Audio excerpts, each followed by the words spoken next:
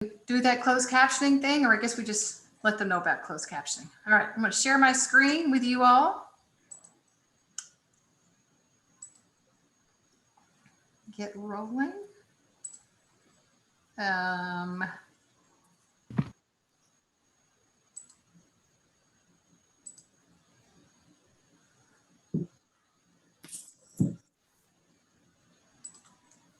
Okay, do you see the one slide now?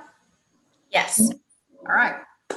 So welcome to all of you to this fall's Kentucky SCOPE series. SCOPE stands for Supporting Children of the Opioid Epidemic. We are delighted to have you all here. My name is Caroline Gooden, and I'm going to let you know how this session together will be organized. The SCOPE team, you'll see all of us here on the cameras in one little box or another. I'm the director of SCOPE, Caroline Gooden. Christine Hausman is our lead facilitator. Brandon Canada is rapidly putting you in small groups. He's our technology guru. Michaela Roark is here. She is our evaluation guru. Juliet Souders is here. She is our research assistant and small group facilitator. And we're also, our team includes each one of you who are small group facilitators and all of you who are participants. This is all, you all make it possible for us to do this really exciting training. We're delighted to be here with you for this series. We have a great lineup for you. This fall series, we are targeting information on children with neonatal abstinence syndrome, targeting this information for folks who are in the field serving children in childcare facilities or related facilities that are supporting children, young children who are being served.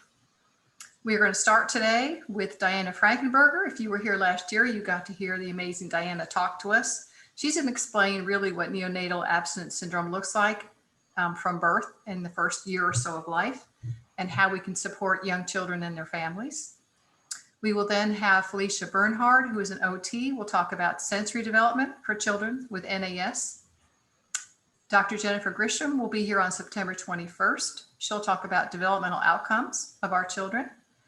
On October 5th, we have Tanya Jernigan and Amanda Metcalf, who will speak with us about how we can have respectful conversations with families and how we can use the expertise of peer support specialists in the work that we do with families in recovery. On October 19th, Miriam Silman will be back and we'll be talking about how we can support families using a trauma-informed approach. On October 26th, we're going to dive into the language development for children with NAS. On November 2nd, we have Elsie Bush coming from Ohio to talk with us about visual development for children with NAS. Lots of these topics are ones that you all asked for last year, so we are providing them this year. We're happy to do that. On November 16th, this is another topic that lots of you asked for. Dr. Susan Barron from here at UK will be talking about the development of children who have fetal alcohol spectrum disorder. And lastly, Christine and I will do a wrap-up session on November 20th, looking at next steps. How can we apply the information that we've learned from each one of these sessions? Christine. Yes, I wanted to give a big shout out and thanks to our facilitators that have signed up to lead our conversations or facilitate our conversations over these next 9 sessions. So group number 1, which is going to be from the Southern Bluegrass region and kind of our central area, is going to be Sincere Holmes and Tammy Riley, both of Child Care Aware. Then Taylor and Sharon will be leading a second, or group number 2, and they are both from Child Care Aware. Glenna and Morgan will be leading up our group from the Cumberland region, and Karen Cottingen is returning again, and Lynn Ray from Child Care Aware. They will be facilitating our participants that are joining us from the northern section of the state. Derby Akers and Melissa Hampton are kind of covering our Salt River region, which kind of wraps around Jefferson, kind of in a horseshoe environment. And if you could, or a horseshoe shape, if you could advance. Yeah. And Lloyd and Misty will be helping us. Oh goodness, I forgot exactly what region that must be. Oh, I don't have my notes in front of me, but problem. I'm not even going to take a guess. It's Eastern. Okay, all right. We have multiple Eastern, multiple Two Rivers, and so this is great. We've had excellent representation. Kind of had to shift people around like a little puzzle. And so we have Bridget and Hans leading the charges in Jefferson, and then Kristen Dahl and Amanda will be paired up. And then Tanya and Juliet will be covering, I know that's Eastern. And then we have Tanya and April, who will be helping us out in the most Western part of the state. So we really have a good number of participants from all over. So we were really thrilled with our registration. So here in a nutshell is what our schedule is going to be like. So we're just kind of opening up with some of our procedures here and just some tips that we would like for you to know about this ECHO model and how it operates. And then we'll turn it over to Diana Frankenberger, who will walk us through her presentation. That'll be about 25 minutes or so. And then she will introduce us to a child challenge. So these are, each week we will be discussing a challenge, a child challenge, a family challenge that people are needing some assistance, guidance, strategies, resources on. So if you look ahead at our menu of options, the topics that we're going to be discussing, if you have a situation that you would really like to pick everybody's brains about and get some good strategies and resources from, feel free to submit a child challenge or a family challenge to us for consideration to be shared. So Diana will introduce that challenge for us today, and then we'll send you off into your breakout groups. And those groups will be the same each week. And so we want you to kind of spend time getting to know one another today. So you'll kind of do some, just icebreaker kind of thing and chit chat, just kind of getting to know each other. And then you'll shift into kind of a deep dive into the conversation about the child challenge.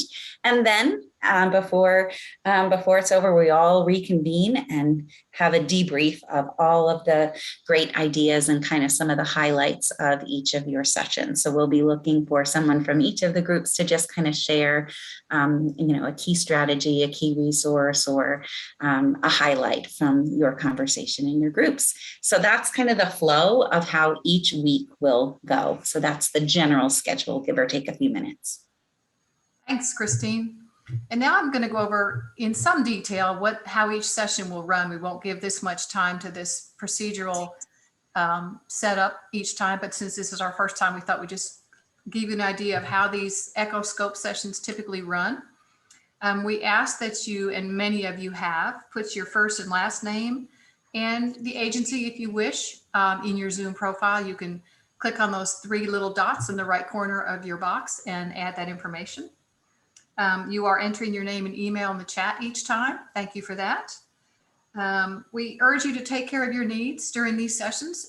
Some of these topics are sensitive, and we realize that it influences all of us in different ways, and we encourage you to take care of yourself, however that looks. We will protect the confidentiality of all the children and families we talk about. We will always use not their real names to protect their privacy. The scope online sessions, these are not just sit back and listen to information. These are really interactive learning sessions, and I think you'll find that it's really enjoyable and motivating. It is for us, we know. So the sessions are interactive. We encourage you to engage actively. As you listen to the speaker and as you interact with the speaker, she'll have things for you to do to interact. And then as you get in your small groups, definitely it's interactive and fun there. All fun, all the way through. We will use person first language, meaning that we'll talk about a person first and then any condition they have secondarily. For example, we'll talk about children who are born substance exposed or families who have children with neonatal abstinence syndrome. Sessions are being recorded and closed captioned. If you need the captions, you can turn that on your Zoom screen. We will not be recording the child challenge part of the session to protect the confidentiality of the child and family. We encourage you to ask questions at any time through the chat. And I want to say that this is a judgment-free zone. Everyone's opinions are worthy and valid, and there is no judgment of anybody's opinions or statements here. We will all respect everyone's viewpoints in our discussions. And lastly, in terms of some of the procedural items, just a reminder that addiction is a disease, not a choice. We're talking, addiction weaves its way through this topic every day, every session, and it is a disease we know and not a choice for families. We will start on time and end on time to be respectful of your time. And as Christine mentioned, if you have child challenges, so for instance, if you have a child who has challenging sensory issues, we encourage you to send us that challenge, send it to Christine and I before our next topic in September. And we may ask you to present your child challenge. A couple of terms that a few terms that you'll hear us use, and there'll be different terms introduced each week, and we'll try to make sure that we review them. If we use abbreviations that you are not familiar with, please stop and ask. You'll hear NAS a lot. That's Neonatal Abstinence Syndrome. That's really the reason for this training series. Also used interchangeably for that term is NAS, or Neonatal Opioid Withdrawal Syndrome. Those terms are often used interchangeably. You'll hear us talk about fetal alcohol spectrum disorder, or FASD, and fetal alcohol syndrome, FAS. You'll hear both of those terms used. And substance use disorder, you'll hear that abbreviated as SUD. So these are just some of the ones that you'll hear today. There'll be different ones each week, and we'll try to let you know what's coming. Brandon, can you stop for a moment? Yeah, so hopefully this isn't your first time seeing this link at the top here. If it is, you want to take this down, but I'm sure we will share it frequently and often, and I can put it in the chat as well. But that is where you're going to go to find resources such as today's slides, the PowerPoint for Diana's presentation, and we have some other resources up there now, including information regarding EC TRIS credit or CEU credit. And we will be building that out as we go with more and more info that we think might be pertinent to you. That is your Zoom link there, and it is going to be the same link for all of our sessions. If you need anything or you're having issues, feel free to direct message me in chat or email me, and I will try to be attentive to that. And other than that, I'm pleased to have everybody here, and I'll talk to you soon. Thanks, Brandon. So I'm now going to introduce Diana and turn it over to her. We are delighted to have Diana come back and speak with us this series. She talked with us last series, and it was very well received. She's going to talk to us about what neonatal abstinence syndrome looks like for young children and families. She works at the University of Kentucky Healthcare System. She has her Master's of Science in Nursing. She's got years of experience working with children with NAS and their families. She's developed curriculum in this area. She is definitely an expert in this area. Diana, I'm going to stop sharing so you can, and we will turn it over to her. Glad to have you.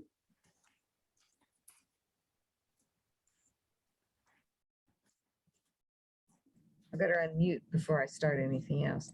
Thank you for having me back. That was very brave of you. I'm going to need to go up to my top of my PowerPoint. We were checking something earlier, but I appreciate being back this year with you. I've been a nurse at UK for about 37 years.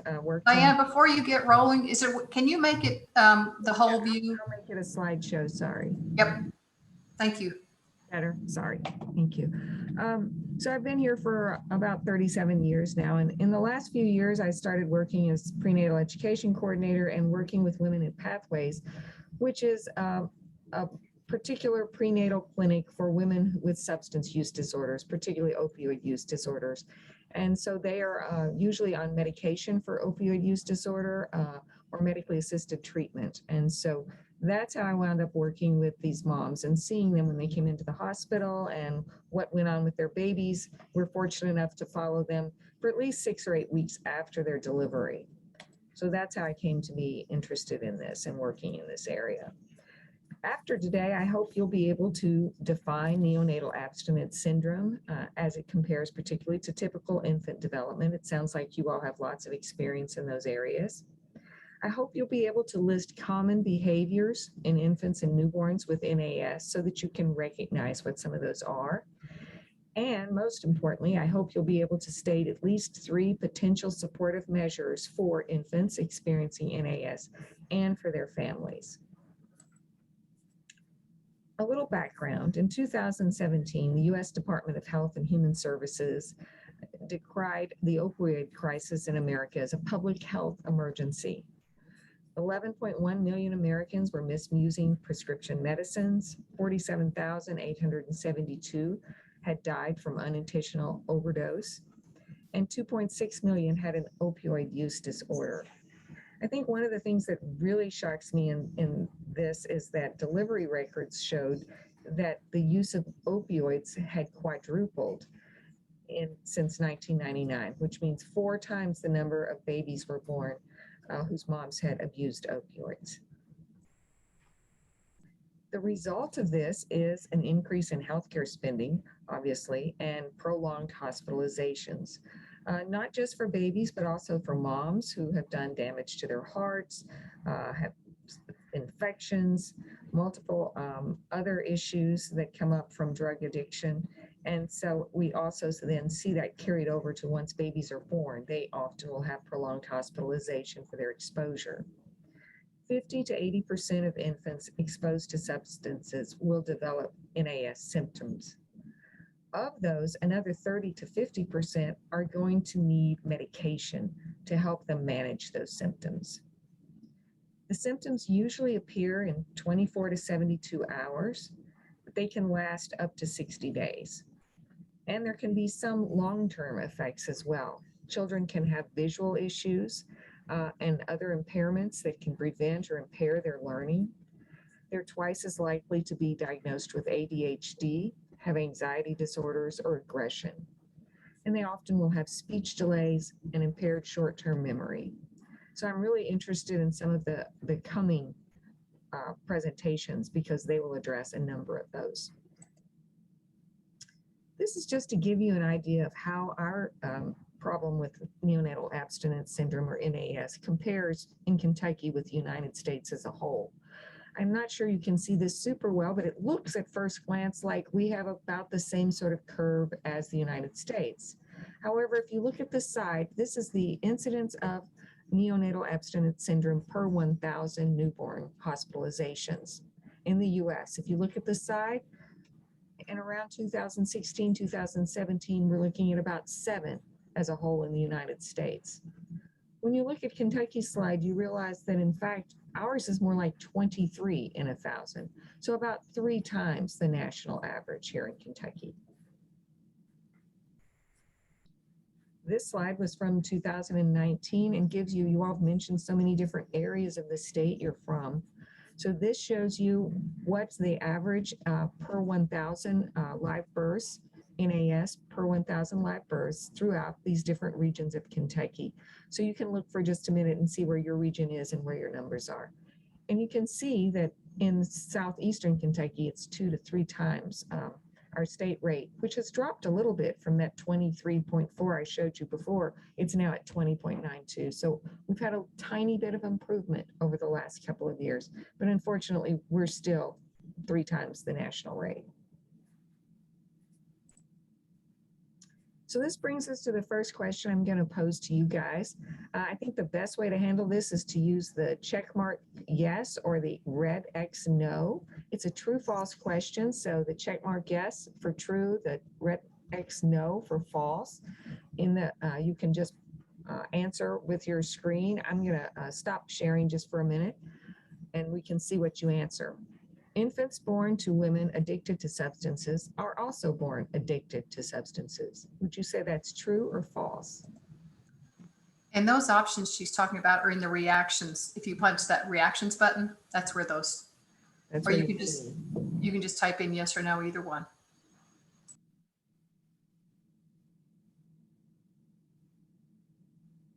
So some no's, some yeses.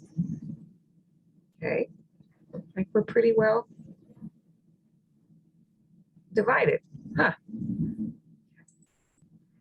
gonna share again then.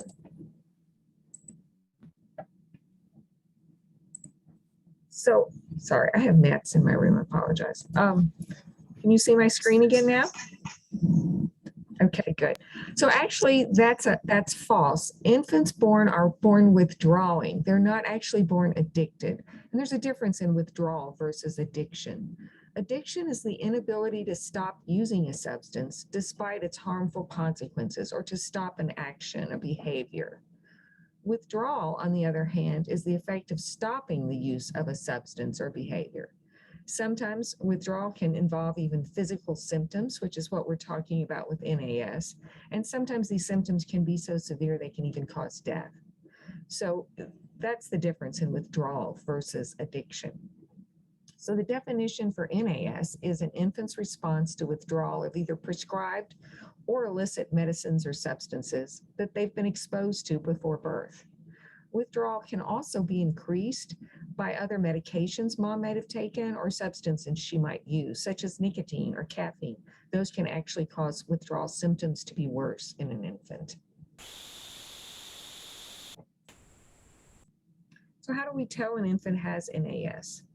Usually infants are identified as having that potential because of their mother's health information, what health records we have for her history.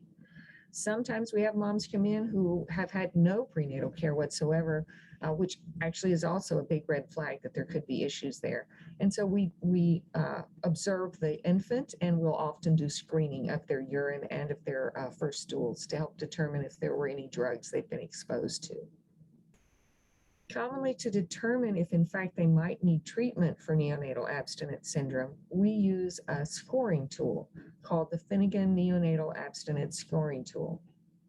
It helps us measure the infant's degree of withdrawal and determine if that infant should require medication for that. The scoring on the Finnegan's tool is concentrated on different body areas, 3 specific systems, and I'll explain that to you in the next slide. And they have a number that's associated with the severity of the symptoms in that body system. So the 3 areas are the central nervous system, the autonomic nervous system, and the gastrointestinal system. So you can really divide the symptoms babies have up into those 3 areas. For instance, in the central nervous system, babies often have a very high-pitched cry. It's like a frantic cry, almost sounds like a little kitten. And I'm going to show you an example of that in a minute. They have a lot of irritability. They have high muscle tone. They're kind of rigid. It's difficult for them to relax their arms and legs. Often, too, they have a really strong startle reflex, and they may have tremors with it where they shake their arms or their legs. Sometimes those are disturbed. Sometimes those are just lying there sleeping. They suddenly have these. And they have a lot of trouble sleeping. While all infants sleep for maybe 2 hours, maybe 3 hours at a time, these infants usually don't sleep more than an hour at a time. For their autonomic nervous system, they often will have a fever. They run a high temperature. They may have rapid breathing. They often will have stuffy nose. They often will sweat.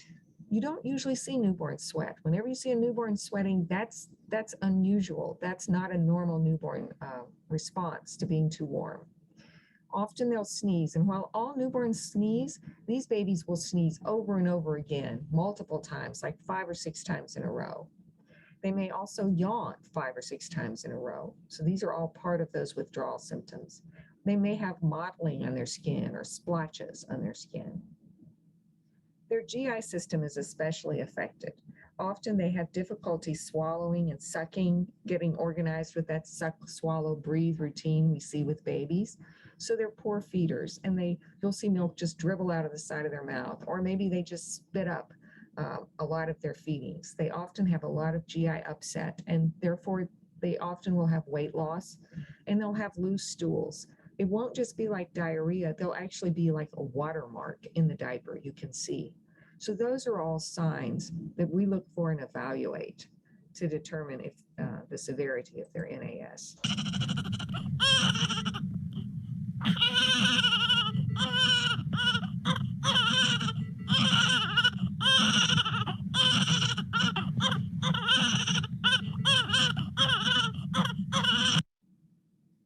That's what an infant's cry sounds like.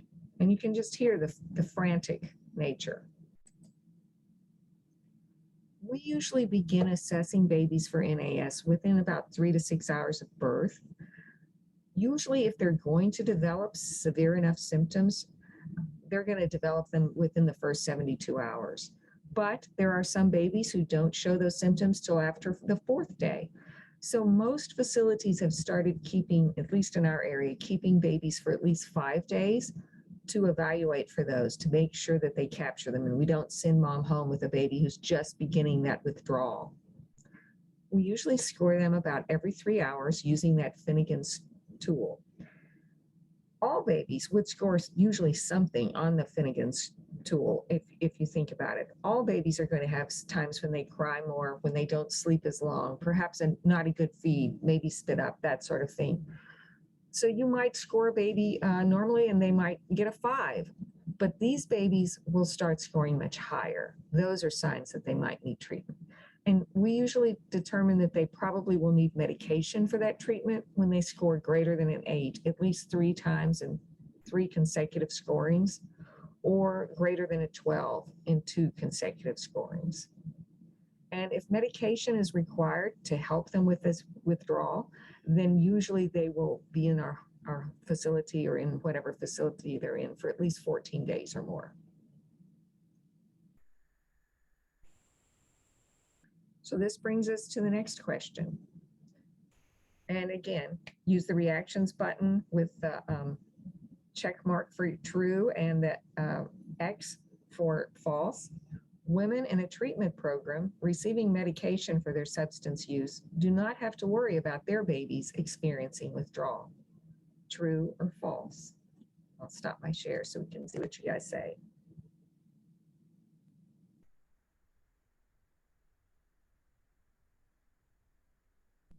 Okay. So it looks like most of you have said false. And that's correct. That is false. Unfortunately, even women who are stabilized on medication for their addiction, their babies can still have many of these same symptoms and have to be evaluated just the same and sometimes treated. So that leads a lot of people to ask, why do we treat pregnant women with these drugs? Why don't we bring these people off this medication before they have babies, right? I mean, it's a good question, and I've heard it plenty of times. We've found that stabilizing these women helps control their withdrawal symptoms, stabilizing them on the medication, and that's better for babies as well. It allows them to go through their pregnancy with fewer problems. And by problems, I mean high-risk behaviors that may cause danger to the infants. Interpersonal violence is much higher in groups that are not stabilized on medication. Drugs off the street can have other substances in them that can be very harmful. So all of those things make us prefer to keep them on a medication where we can stabilize their feelings and their behavior. And it also, we found, is good to combine that with their prenatal care. So some of our providers have actually gotten what's called an X license, so they can provide the medication for these women during their prenatal care. And it allows us to have even more contact with them to help be sure that they are getting adequate prenatal care, decrease their risk of developing other issues, and decrease their risk of developing complications. We have had some women who will wean themselves off, but we have also had some and been successful with it and done fine. But we've also had women who unfortunately have relapsed by trying to wean themselves off during their pregnancy, which puts them and their baby at extreme danger, because often when they use substances after they've been stabilized on Suboxone or Subutex for a while, their body is not used to that substance and they may actually have an extreme overdose situation. So that's why, again, that's not a good idea. And the American College of Obstetrics and Gynecology recommends actually keeping them stabilized on this medication until after their delivery. Diana, we've got a really good question. Are there side effects from the medications that infants receive? That infants receive for NAS? Right. So most of the medications they receive, most of the treatments involve morphine. Some of them involve clonidine. We have a study going here right now about comparing those two. There are some side effects to that, but in general, the side effects are very well controlled and not as bad as the side effects of the actual withdrawal itself. So in reality, it actually stabilizes them by making them feel better. And so they won't generally have side effects from the morphine and the clonidine. Another thing is they do wean them off it. Before mom goes home, they've been weaned off that medication, the babies have. Does that answer it?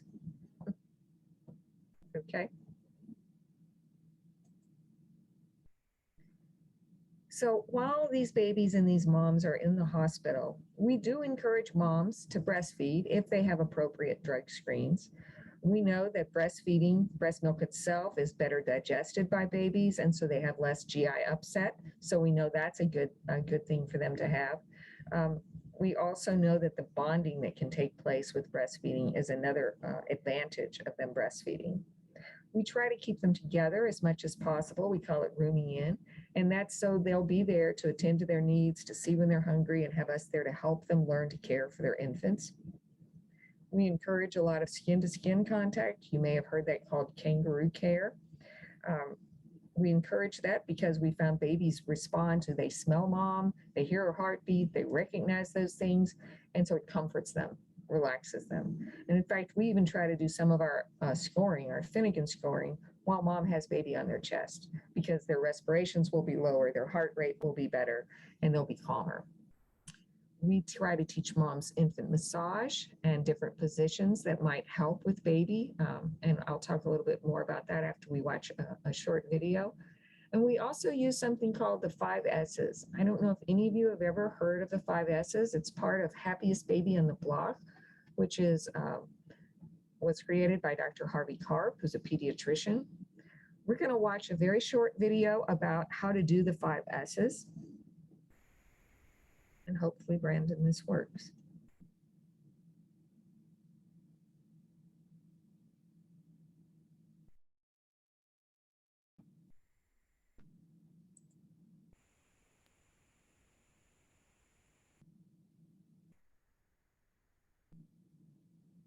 Let's see. I don't see it coming up. There it goes. See it? Mm-hmm. Yes, it's coming. Oh, good. I was just saying, I don't see it. So good. Takes a minute. Yeah.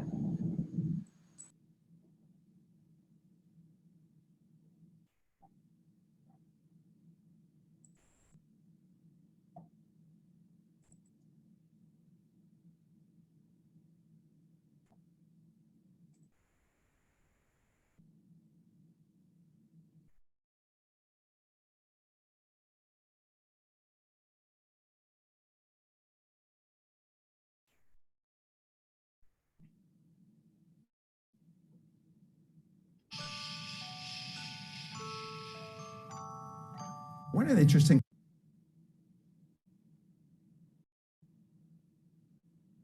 things about babies is that in a weird sort of a way, they're born 3 months before they're really ready for the world. What you want to learn how to do is imitate the womb and turn on the baby's calming reflex. And so there are 5 ways that we like to imitate the womb experience for babies.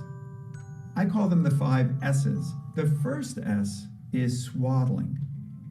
That's snug wrapping with the arms down, not with the arms up where they get out. And I know some babies fight the swaddling, but they still do better with it. The second S is the side stomach position.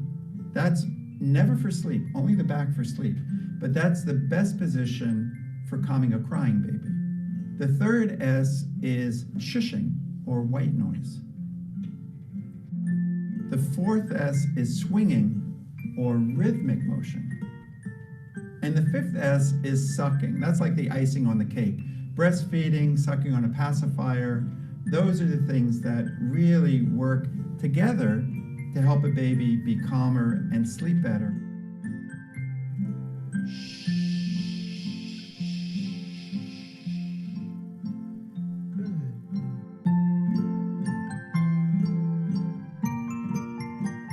One of the common questions that parents have is, what about pacifiers? It turns out that sucking is one of the most gratifying things that babies do. And of course, they can suck on a breast and a bottle. But pacifiers allow them to have sucking that calms them for longer extended periods of the day. And then by around 5 or 6 months, you can just kind of make it disappear. So if you have a child that's starting to suck on their fingers, it's much better to continue with a pacifier. It ends up that it's easier to stop later on, and they'll have fewer problems with their teeth and their palate.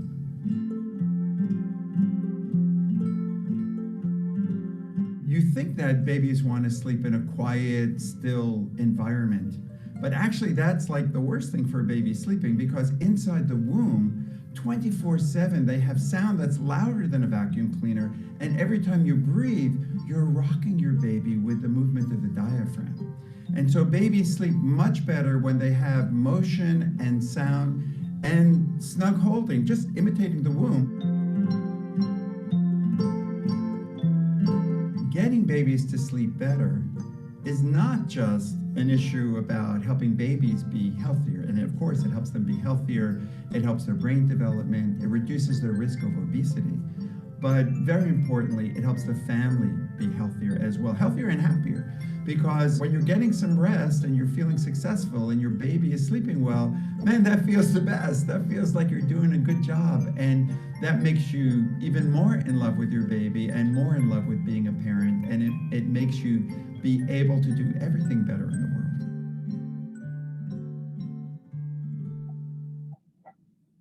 Okay, so it looks like from the chat, it looks like some of you have used the 5 S's before, and I love it. My daughter asked me to put on the vacuum cleaner to help her fall asleep.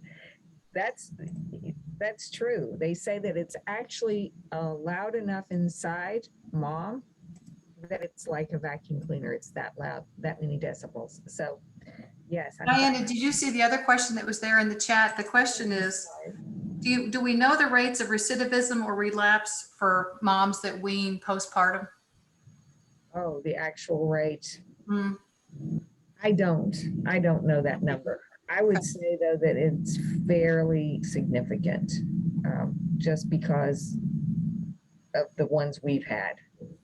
We've had more that have had relapse issues trying to wean than have been successful, to be honest. But we're only one organization, and it could be very different. That's a good question. I'll see if I can get you some information about that. This is a good question.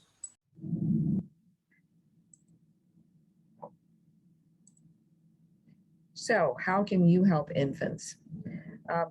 Using swaddling is very effective for infants those first 3 months, or until they're showing signs they're trying to turn over. You want to stop, obviously, the swaddling at that point. I think white noise is great, and I don't think there's a time limit for that. The vacuum cleaner is nice, but white noise machines are great. And we actually have started encouraging parents to use them when they come into our mother and baby unit so that they can potentially get a little more rest. So white noise, perhaps if you're at a facility, you're trying to get nap time for babies or trying to get them to sleep, using white noise would help. Rocking or swinging, you saw him using a position like sideline. That's a really good position. They sometimes call that the reverse breastfeeding position when you put them out in that position. But rocking or swinging, often it's better to hold them and rock and swing to get them calmed down and then use an actual swing. An actual swing doesn't appear to really calm them if they're screaming and crying a lot. And holding them close, I think, gives them more comfort. We do encourage pacifiers for these patients and for the moms when they take them home. They do have an extreme suck reflex, and they really do better with pacifiers. They will probably need extra time with feeding.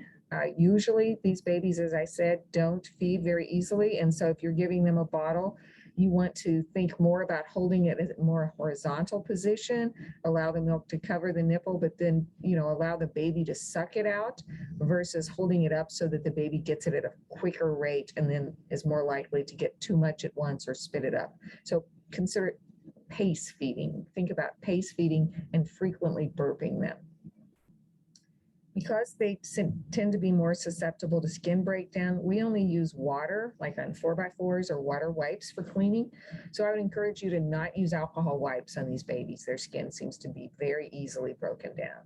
And if they do have breakdown, we've had better success with things like Aquaphor for their diaper area.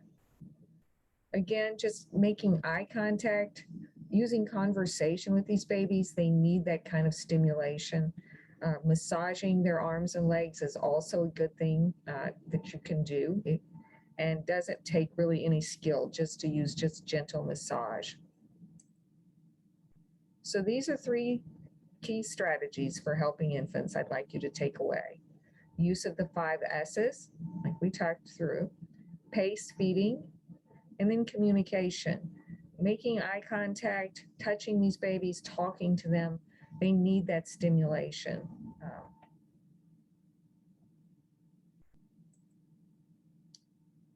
And so how can you help families? Children with NAS are more likely to die between 28 days of life and 1 year than other children. And the most common cause of death is generally sudden infant death syndrome. So the thing that for those of you who are working with families or working in child care facilities, you want to make sure that you model and teach the ABCDs of safe sleep. And the ABCDs of safe sleep means alone on their back in their crib, and be aware of the dangers of drowsiness for the caregiver, either through exhaustion or medications that they are on. Ask your caregivers, your parents or whoever has the baby, where they sleep. What's the safe sleep surface look like? And discourage co-sleeping. There's so many incidences where moms fall asleep with baby there, and it results in a suffocation. Also, if you have a lot of parents in your facility who smoke, putting up information about smoking reduction or cessation programs in your area that might be available. Make sure that they're aware of the effects of second and third hand smoke for children in their home. And use the 10-4 system to evaluate for abuse. Bruising anywhere on a baby who is not pulling up or taking steps is a big red flag. 10-4 means bruising on the torso, ears, or neck in children 4 years or younger should be investigated or asked about to determine what happened. Try to be as non-judgmental as possible with these families. Try to be accepting with them. But it is important also to be sure that those children are protected. Many times children exposed to substances often don't receive health care in their first 2 years of life as scheduled as they should. And this can result in hospitalizations for infection and other childhood problems that get left untreated. So if you're caring for a child that you notice needs some medical attention, help moms to recognize that as well. Often too, children of parents abusing drugs usually receive less attention or direction, and they live in a more chaotic environment. So sometimes any attention may seem better than no attention. And that means that they'll have a lot more acting out because that's the primary way they get attention at home. Mom's bonding with her child is often influenced a lot by her own experience as a child with her own mother. And she also has lots of feelings of guilt and remorse for what's been happening. Often they feel judged for everything that happens with their child, and they're afraid they're going to be reported to DCBS. So keep this in mind if you have to voice concerns to them. And also for ways to praise them about what they're doing right. Sometimes too, giving them suggestions about things you see that works with their child. For instance, many times these children have more difficulty, that all children, toddlers especially, enjoy repetitive play. They like to do repetitive motions for long periods, it seems like, of time. But these children have even more difficulty cutting that off. So helping them learn to refocus their attention is something you could work with them on, like setting a timer, letting them set the timer and say, okay, you can do this set the timer for 1 more minute, and then we're going to move on to something else, so that they have a participation in changing up what they're doing. Remember too that they often will have visual impairments that maybe haven't been identified and maybe don't see things as well, and that can impair their learning and cause frustration in this population. So key strategies for helping families: knowing the ABCDs of sleep and helping the parents to know these, no signs of abuse to watch for. Help their caregivers recognize when medical attention is needed, and share things you find that their child enjoys and successful ways for redirecting them or coping with their acting out.